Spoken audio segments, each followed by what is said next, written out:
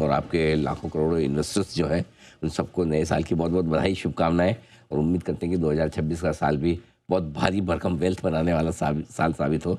ऐसे हमारी शुभकामनाएं। आपके गाइडेंस और आपके जितने व्यूअर्स हैं जी, उसके लिए बहुत बहुत शुभकामनाएं, नए साल की बहुत बहुत मुबारकबाद। और ये तो सोने की चिड़िया है जी, इंडियन स्टॉक मार्केट एक्चुअली सोने की चिड़िया है अगला 15-17 साल में। वही बात मैं आपको बोल रहा था कि पीछे 15-17 साल में अच्छा हुआ, लेकिन उतना अच्छा नहीं हुआ, क्योंकि जो जर्नी थी वो 17 साल में 1 से 4 ट्रिलियन तो हो गई। ठीक बात है। 17 साल में, हाँ, लेकिन बहुत पॉट होल्स थे, बड़े बड़े गड्ढे थे। मतलब आपका डिमोनेटाइजेशन हो गया, आपको कोविड हो गया, आपका IBD हो गया, मतलब बहुत कुछ हुआ। जी, then policy paralysis, I think that prolong very long. तो उसी कारण से क्या है, बहुत मज़ा नहीं आया। थोड़ा 10-12 साल की जर्नी जो है ना 17 साल तक खींच गई। हाँ, तो अब यहाँ से क्या, क्योंकि देखिए इन्वेस्टिंग जो है ना वो एक क्वार्टर 1 साल के लिए नहीं होती। तो मुझे लगता है कि ये साल जो है ना, ये जो वेल्थ क्रिएशन स्टडी है, मैं सबको रिकमेंड करूँगा कि मेरा 30th वेल्थ क्रिएशन स्टडी जो हमने अपलोड किया हुआ है, जी, जी, वो आप बहुत अच्छे से पढ़ें। जी, that will give you perspective. इससे क्या वैल्यूएशन मॉडल ही बदल जाएगा। तो उसके बारे में अपन बात करेंगे। बट अब जो जर्नी अगला 15-17 साल में, 12 से 17 साल जो भी बोले आप, 17 ही समझ लो, तो it will go from 4 trillion to 16 trillion. 4 से 16। 4 से 16। तो आपको डेल्टा कितना है? 12 ट्रिलियन है।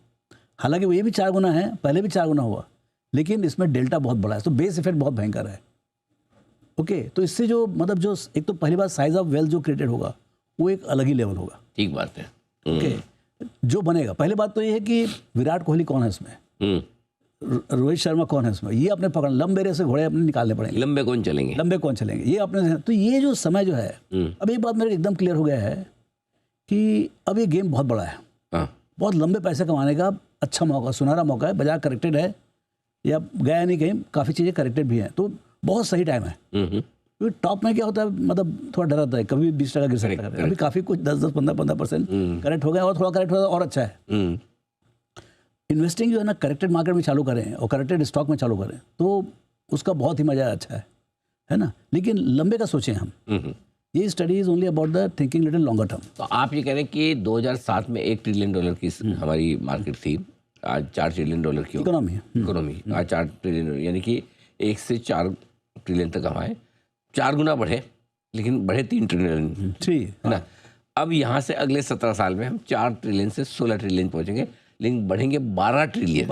3 ट्रिलियन की बजाय 12 ट्रिलियन। तो भर भर के मोटा पैसा का आप ये समझो कि पिछले 17 साल में 3 ट्रिलियन का इजाफा हुआ इकोनॉमी में, अब अगले 17 में 12 का होगा। ये ज़्यादा अच्छे समझ में आएगा। ठीक बात है। तो मतलब पहले जितनी आपने 17 सालों में बनाई है वेल्थ, उसकी 4 गुना वेल्थ अब आपकी और आगे बनने वाली। करेक्ट, बन सकता है, चांसेस पूरे हैं। हाँ। अब इसमें आप ये करें कि ये देखना पड़ेगा कौन कोहली जी होंगे, कौन रोहित शर्मा होंगे, राइट। तो जैसे पहले शुरुआत हुई तो हमारे पुरानी जमाने की सीमेंट और स्टील कंपनियां चलती थी, बाद में IT कंपनियां चलने लगी, प्राइवेट बैंक्स का जमाना है एक। अभी आजकल क्या अब नया दौर किसका है? देखिए, नया दौर तो मैं चाइना का देखा। इस 15-17 साल में चाइना में क्या हुआ, सब डिजिटल कंपनीज मतलब 100 गुना, 200, 1000 गुना इस टाइप का हुए। छोटी छोटी कंपनी थी और वो बहुत बड़ी बड़ी हो गई। तो एक तो डिजिटल स्पेस में पक्का बनेगा। जो भी चीज़, जैसे आपका इंश्योरेंस मॉडल डिजिटल हो गया, बैंकिंग डिजिटल हो गया, लेंडिंग डिजिटल हो गया, या आपका फूड डिलीवरी डिजिटल हो गया, ग्रोसरी डिजिटल हो गया। तो जो डिजिटल होगा और सक्सेसफुली होगा और स्केल अप कर लिया पैन इंडिया, तो वो बहुत बड़ा बनेगा, राइट। और वहीं पर एक चांस है, जैसे लेंस कार्ड वगैरह बोल रहे हैं कि विल गो ग्लोबल। भाई चश्मा आप इंडिया में पहना रहे, चश्मा ग्लोबली पहना, उसमें क्या तकलीफ है। तो मतलब यहाँ से मेरे को लगता है कुछ ग्लोबल कंपनीज भी निकलेंगी। अच्छा, बहुत बड़ी तो नहीं, लेकिन क्लियरली यहाँ से कुछ ग्लोबल कंपनी निकलेंगी on the back of digital distribution. अच्छा, है ना। सो ये जो क्योंकि देखिए acceptance of India will also increase. क्या होता है, आप गरीब कंट्री होते हो ना, आप कितना भी अच्छा करो, आपका ब्रांड बैठता ही नहीं कहीं। ये बात सही है, एकदम सही। Real change will be acceptance of India. अब इंडिया को मजबूत देश की तरह लोग लेंगे और हाँ, इंडियन कंपनीज टॉप 10 में वर्ल्ड में आ सकती हैं। पक्का आएंगे, क्योंकि टॉप 3rd इकोनॉमी रहेगा, राइट। अच्छा, यहाँ पर क्या होगा, वेल्थ क्रिएशन उससे डबल स्पीड से होगा। ये स्टडी में ये खास बात है। Okay, economy will go at a pace, but almost the wealth creation will go at 1.5 times faster. पीछे 17 साल में या 20 साल में वर्ल्ड जीडीपी ग्रो हुआ 5% से, nominal dollar. World market cap बढ़ा 7% से। बहुत फर्क चाहिए, 2% बहुत बड़ा है। ठीक बात। यूएस में 5 और 6% हुआ, 1% ज़्यादा हुआ। इंडिया में 9 और 14। मेरा जीडीपी बढ़ा 9% से, लेकिन मार्केट कैप बढ़ा डॉलर टर्म्स में 14%। ओके। यदि 14% से बढ़ा तो हर 5 साल में डबल हो जाएगा। तो मतलब आप क्या बोल रहे हैं कि अभी जो 5 ट्रिलियन है, सो वो हो जाएगा 5 दूनी 10, 10 दूनी 20 और 20 दूनी 40। मतलब बहुत बड़े। अब वो 30 होगा, 35 होगा, 40 होगा, वो देखना पड़ेगा, यू नो। बट ये गेम बहुत बड़ा होगा, लेकिन बनना बड़े वाला है, ये बात पक्की है। यदि आपको 16 ट्रिलियन हो तो 32 तो बनेगा। करेक्ट।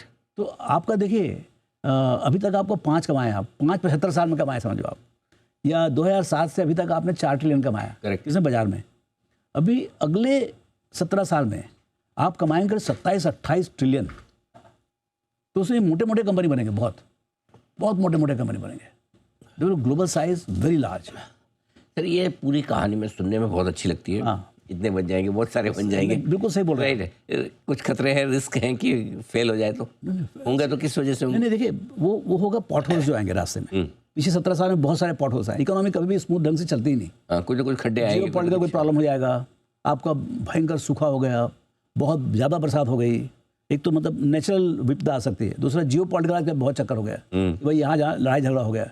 अभी आप देखिए हमारे आसपास सब जितने नेबर्स हैं, देर ऑल डिस्टर्ब्ड। सो उसमें अच्छा बहुत इंटेंस है, यहाँ पर भी पॉपुलेशन बहुत ज़्यादा है, गरीबी भी है। तो कुछ ऐसा मतलब सिविल कुछ डिस्टर्बेंस हो जाए या मैनेजमेंट। अभी देखिए ये जो पीछे 10-12 साल से जो पॉलिटिकल मैनेजमेंट है वो डेफ्ट है, एकदम बहुत सॉलिड है ना। सो ये इस टाइप का मेजॉरिटी गवर्नमेंट किसका भी आए, मेजॉरिटी गवर्नमेंट आए, लीडरशिप स्ट्रांग हो, तो उससे देश की उन्नति बहुत ज़्यादा और बहुत फास्ट होती है। अच्छा, आप जो लीडरशिप जो है, लीडरशिप जब गरीबी होती है या इकोनॉमी छोटी होती है तो एक लेवल का लीडरशिप चाहिए। बट 1 से 4 की जर्नी एक टाइप का लीडरशिप चाहिए, 4 से 16 के लिए different kind of thought process चाहिए, और लीडरशिप एकदम क्लीन चाहिए, क्लियर चाहिए। तो वो चीज़ जो है, क्योंकि हम कंपनीज में देख रहे हैं, अब जैसे मोतीलाल ओसवाल भी जो है, अब जैसे 50 साल की कंपनी हो गई, उसके लिए जो आगे का जो लीडरशिप है that has to be different. हम लोग जैसे तैसे करके यहाँ तक ले आए, 0 to 50,000 ले आए, लेकिन 50,000 से 5 लाख करोड़ करने के लिए एक अलग टाइप का मैनेजमेंट सोच चाहिए। देखिए, जिस प्रकार से अभी भारतीय बाजारों के हालचाल देखने को मिल रहे हैं, हालचाल काफ़ी अच्छे देखने को मिल रहे हैं, और इंडियन मार्केट एक ऐसा मार्केट है जहां पे ज़बरदस्त तरीके से ग्रोथ देखने को मिल रही है। आप प्रेजेंट स्थिति नहीं देखें, पिछले कुछ सालों की स्थिति देखें, तो इंडियन मार्केट की ग्रोथ जिस हिसाब से होती हुई नज़र आ रही है, भारत की इकोनॉमी की रफ्तार अच्छी है और करीब 35 से 40 ट्रिलियन डॉलर की इकोनॉमी हम बनने के लिए तैयार हैं। अगले 17 सालों में करीब 16 ट्रिलियन की इकोनॉमी इंडिया बनता हुआ नज़र आ सकता है। और जिस प्रकार की रफ्तार इंडियन मार्केट की है, अदर कोई भी कंट्री इंडियन मार्केट के मुकाबले आने वाले दिनों में फ्यूचर की जो ग्रोथ है काफ़ी अच्छी इंडियन मार्केट को देखने को मिल सकती है। और हमेशा इंडियन मार्केट ने लोगों को रिटर्न ही दिए हैं, चाहे एफआईआईज ले लीजिए, एफआईआईज ने काफ़ी अच्छा पैसा इंडियन मार्केट से कमाया है, और वो आने वाले दिनों में टारगेट देख रहे हैं कि कब उनकी एंट्री होती हुई नज़र आएगी। क्योंकि आपको ही पता है कि इंडियन मार्केट की ग्रोथ काफ़ी ज़बरदस्त है, और इंडियन मार्केट कब उछलेगा ये किसी को पता नहीं है, और उसी की फिराक में एफआईआईज भी है। एफआईआईज को इससे मतलब नहीं है कि इंडियन मार्केट 25,000 है या 30,000 है, उनको मतलब है कि इंडियन मार्केट की ग्रोथ काफ़ी अच्छी आने वाले दिनों में देखने को होगी, और जब उनका पैसा बढ़ने लगेगा तब वो निवेश करेंगे। उनको इससे कोई फ़र्क नहीं पड़ता कि इंडियन मार्केट इस समय पे 25,000 पे है या 30,000 पे है या 24,000 पे है, उनको इंडिया की वैल्यूएशन काफ़ी अच्छी मिलेगी, तब जाके वो वहाँ पे इन्वेस्टमेंट करते हुए नज़र आएंगे। कई जो इकोनॉमिस्ट हैं, अर्थशास्त्री है, वो इंडिया के मार्केट के बारे में ख़तरनाक अनुमान लगाते हुए नज़र आते हैं।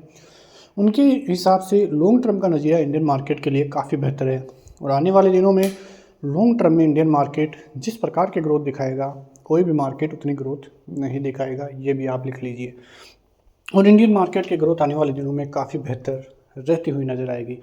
कुल मिला के देखें तो इंडियन मार्केट की ग्रोथ तो काफ़ी अच्छी रहेगी, लेकिन निवेशक अभी भी काफ़ी डरे हुए हैं। उनको ये लग रहा है कि इंडियन मार्केट में गिरावट होगी, और डरना भी है, क्योंकि यदि Indian market all time high पे हो और लोगों के पोर्टफोलियो 10 से 15% डाउन साइड हो, तो उनको क्या रहेगा, इंडियन मार्केट में और गिरावट देखने को मिल सकती है। लेकिन जो ऑपरेटर है उनका नज़रिया अलग होता है। ऑपरेटर रिटेलर के हिसाब से नहीं चलते हैं, रिटेलर के उल्टा ऑपरेटर सोचते हैं, क्योंकि उनको मार्केट में पैसा बनाना होता है। रिटेलर का कुछ ही पैसा निवेश होता है, लेकिन जो ऑपरेटर हैं उनका 200 करोड़ 100 करोड़ इस प्रकार से मार्केट में निवेश होता है। और इसी प्रकार से देखें तो वो नहीं चाहेगा कि रिटेलर पैसा कमा के जाए, रिटेलर का पैसा हमेशा ऑपरेटर ही कमाना चाहेगा। तो यही फ़र्क होता है रिटेलर और ऑपरेटर की सोच में। जो रिटेलर है वो अलग सोचता है, ऑपरेटर है वो अलग दिमाग लगाता है। कुल मिला के देखें तो इंडियन मार्केट की तरफ से आने वाले दिन काफ़ी बेहतर दिखाई दे सकते हैं, और जिस प्रकार की अभी रणनीति भी चलती हुई नज़र आ रही है उसके हिसाब से इंडियन मार्केट काफ़ी बेहतर कर सकता है। क्लोजिंग के हिसाब से देखें तो इंडियन मार्केट की क्लोजिंग ज़्यादा कुछ नेगेटिव नहीं थी, क्योंकि ज़्यादा कुछ वॉल्यूम इंडियन मार्केट में देखने को नहीं मिल रहे हैं। ठीक ठाक वॉल्यूम से इंडियन मार्केट दिखाता हुआ नज़र आ रहा है, लेकिन जनवरी के महीने से वॉल्यूम्स अच्छे होंगे, तब जाके पता लगेगा कि इंडिया में आखिरकार बाज़ार किस दिशा में जाते हुए नज़र आएंगे। और यदि वो दिशा पॉजिटिव रहती है तो आप मानिए कि इंडियन मार्केट में 27,200 तक के पहले टारगेट हो सकते हैं। बाज़ार 27,000 के लेवल भी क्रॉस करता हुआ जल्द ही नज़र आ सकता है, और उसके बाद में हो सकता है कि इंडियन मार्केट में अच्छा खासा करेक्शन आता हुआ दिखाई दे, क्योंकि ऑपरेटर सीधा बाज़ार को ऊपर नहीं ले जाएगा। एक बार सबके एसएल कटवाएगा रिटेलर्स के, उसके बाद में फिर से ऑपरेटर काफ़ी ज़बरदस्त तेज़ी दिखाएगा। लेकिन ये समय कब आएगा ये देखना होगा, ऑपरेटर कब एक्टिव होगा ये देखना होगा।